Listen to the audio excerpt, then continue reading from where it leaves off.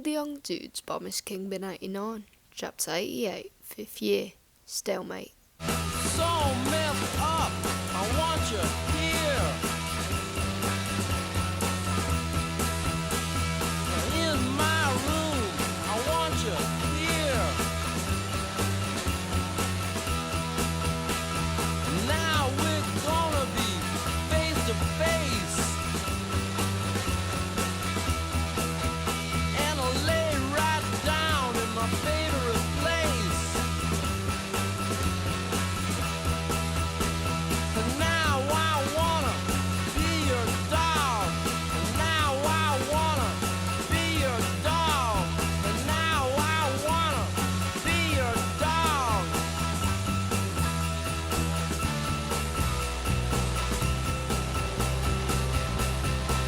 Well, come on. Tuesday, 16th March 1976. By the time the next full moon arrived, it became clear that Remus and Sirius had reached a stalemate. Remus had tried being indirect, catching Sirius's eye during meals or in the rare evenings they were all together. He tried hanging back in the dorm room to see if Sirius would stay by and chew, but no luck.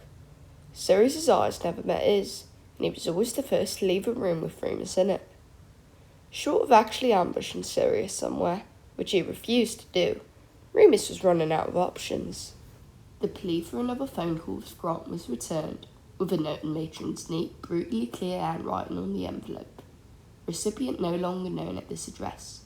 He was completely alone. Once, Remus thought he'd got close to catching Sirius. They were leaving Charms, and James had stopped back to talk to Professor Flitwick, and Peter had nipped to the loo, so Remus and Sirius found themselves waiting alone in a busy corridor.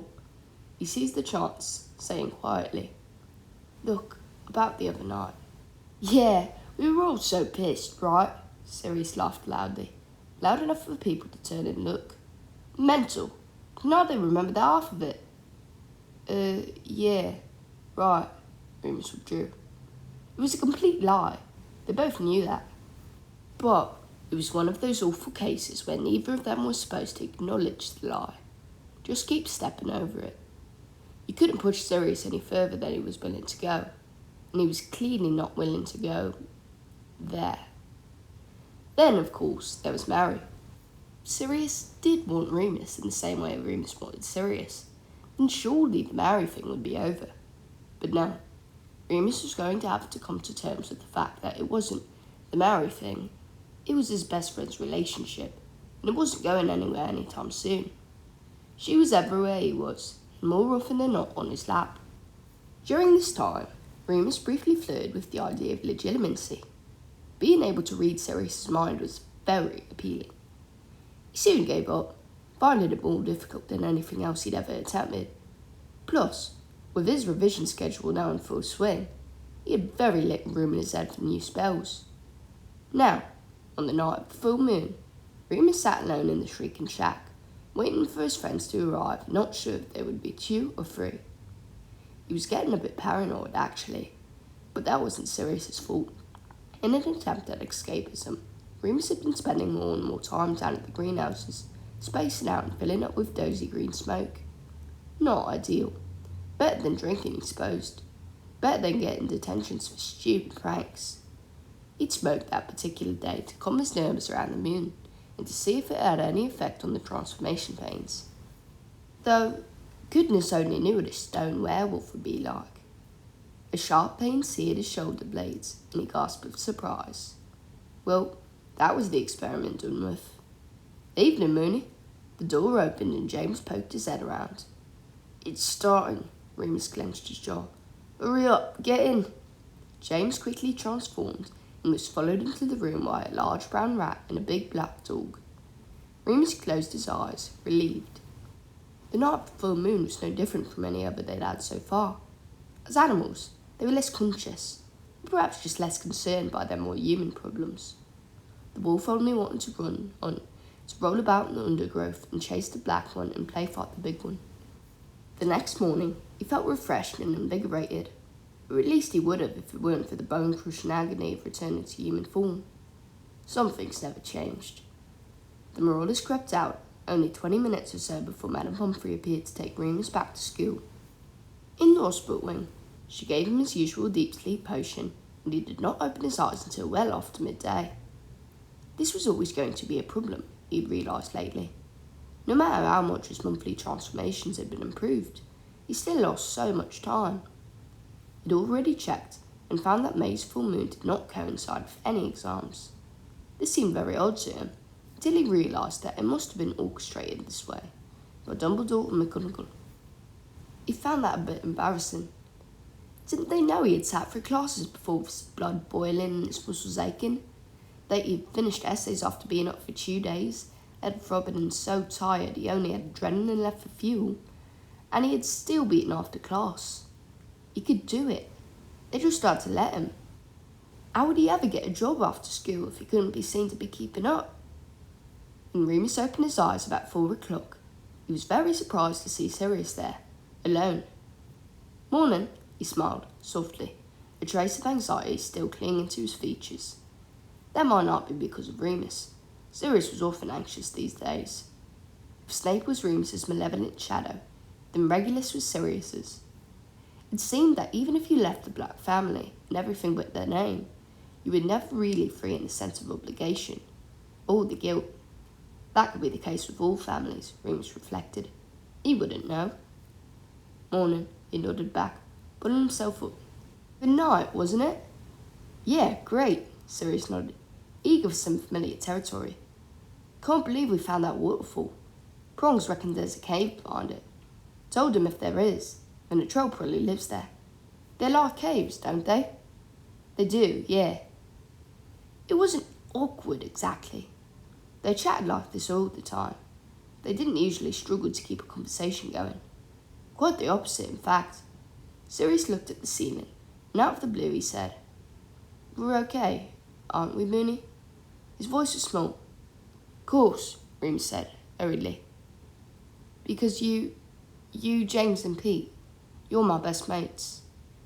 "Yeah, you're my best mate. You all are." "Okay, good." Sirius looked relieved, and Remus was glad he said the right thing, but his face seemed to grow troubled again. There's Mary just now at you." "Mary," Remus repeated. "Yeah, I said I'd go and meet her. Pete'll be along in a bit." "No, it's fine. Once Madame Pomfrey's back, she'll probably let me out. I'll see you this evening." "Yeah, of course," Sirius grinned, looking more comfortable than he had in weeks. "We understand each other now." "See you at dinner, mate." He said this last word with an over-jocular blokiness that was very unlike him. Remus was surprised he didn't punch him on the arm and knuckle his hair. Wednesday, 14th April 1976. The next month passed in a blur of quills, books and parchment. Remus couldn't be sure whether or not he and Sirius were still at odds, because he simply didn't have the time to worry about it. When they did see each other, in lessons, in the corridors, or yawning goodnight to each other before bed, everything seemed perfectly fine. Remus's study group had doubled in size, until he had to break them up by different subjects for each day of the week.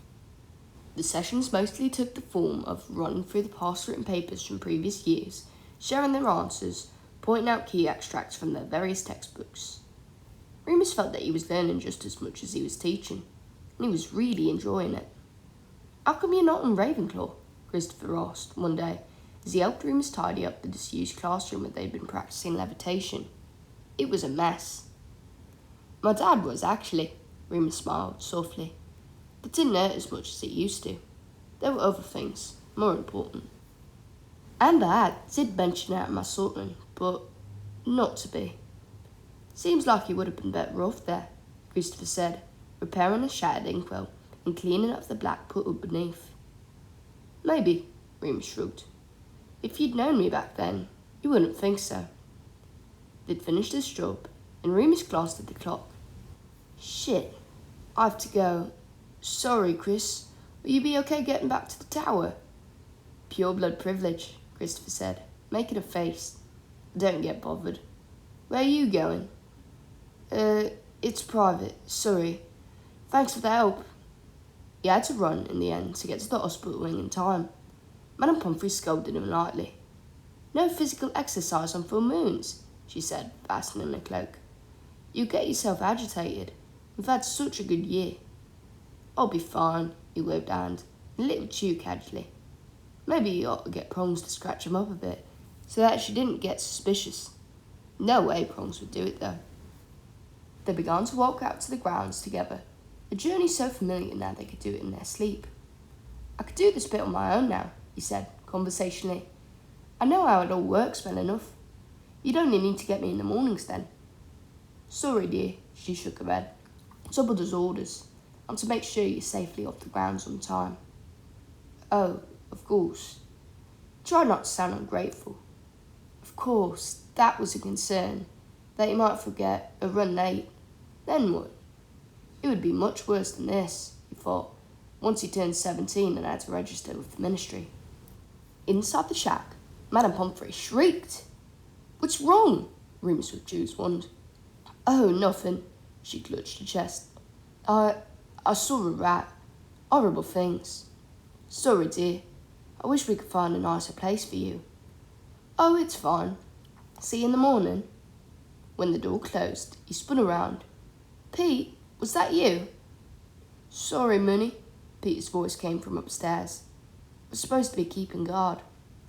He came down the staircase, followed by Sirius and James, who were yawning, and looked as though they'd just woken up. What are you two doing here? Remus asked, surprised. What about the match? We've been sleeping since the final bell, James explained. Then we'll get another hour or two's kip in the morning. And lunchtime, if we could swing it. You're mental, Remus shook his head. Both of you. He looked at Sirius to check if they were still playing the eye contact game. Anything for our Mooney, Sirius said, holding his gaze for a good few seconds before dropping it, looking away and rubbing his arm. This satisfied Remus, though he knew he ought to feel guilty. He didn't know why he took so much pleasure in watching Sirius squirm. Well, really, Peter said, sitting on Remus's little cot. Aren't we, Remus? Yeah, I think so. He stretched out a little bit, to get a feel for his various aches and twinges. Yeah, I'm a way off. Oh, good. Can I go back to sleep? Sirius yawned. He and James had settled themselves on the floor, and Sirius was resting his head on James's shoulder.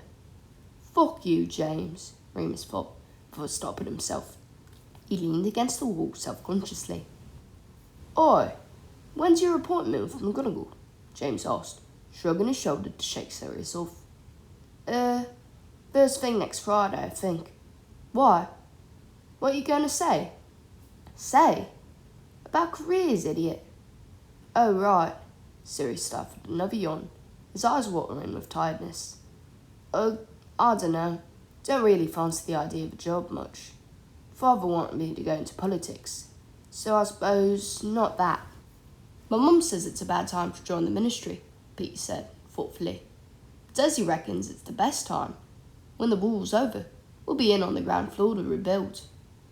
Well, that's one way of looking at it, Sirius raised an eyebrow. He nudged James. Go on then, tell us what your plans are. James looked at him, innocently. Oh, come on, Potter. Don't tell me you haven't got it laid out in front of you. Put 'em here.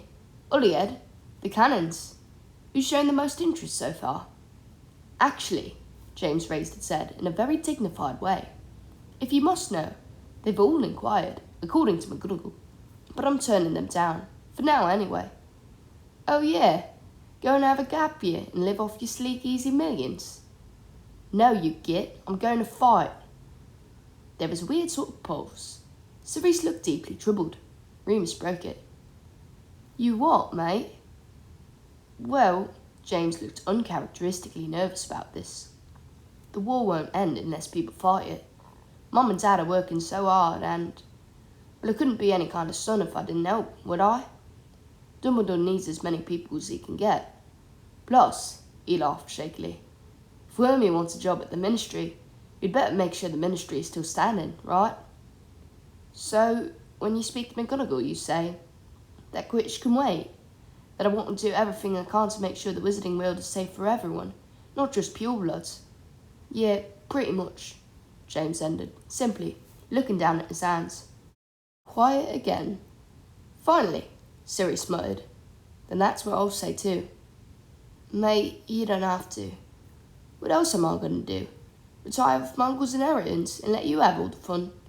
Piss off. Me too, Peter said, suddenly eager to be included. I can help. Of course you can, James beamed. You're a marauder. It's basically the best qualification you can have. What about you, Mooney? Peter gabbled, excited and bright-eyed. I'm going to... Too late. Here it comes.